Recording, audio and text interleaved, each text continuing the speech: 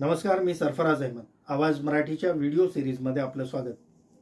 म्हैसूरच्या दसऱ्यासंदर्भात वेगवेगळ्या इतिहासकारांनी वेगवेगळी माहिती नोंदवून ठेवली आहे.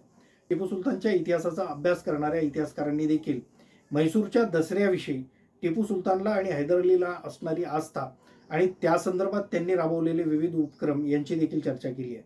सरदेसाईंनी रियासतीचे जे खंड लिहिले आहेत त्या खंडांपैकी 7व्या खंडामध्ये म्हैसूरच्या दसऱ्याविषयी आणि टिपू सुलतान आणि हैदर अली या दोघांनी राबवलेल्या उपक्रमांविषयी माहिती दिलेली आहे.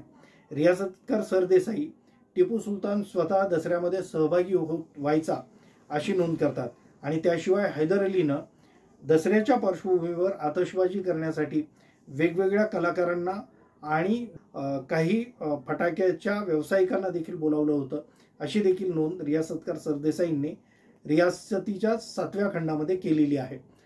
त्याशिवाय टिपू सुलताननं त्या काळामध्ये म्हैसूरचा दसरा हा पूर्वापार चालू असणाऱ्या परंपरांप्रमाणे चालावा यासाठी विशेष प्रयत्न केले होते.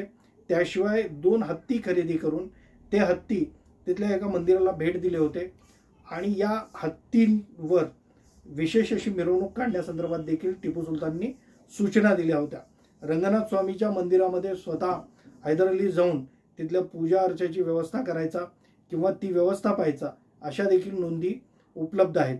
रंगनाथ स्वामीच्या मंदिराला पुढे टिपू सुलताननी भरीव अशा देणग्या दिल्या होत्या. चांदीची भांडी देखील दिली होती. या रंगनाथ स्वामीच्या मंदिराचा आणि दसऱ्याचा विशेष असा संबंध आहे. टिपू सुलतान मारला गेल्यानंतर टिपू सुलताननी ज्या परंपरा सुरू केल्या होत्या किंवा ज्या प्रथा पाडल्या होत्या त्या प्रथा आणि परंपरा पुढे वडियार राजघराण्याने देखील चालू ठेवल्याचं मानलं जातं. धन्यवाद.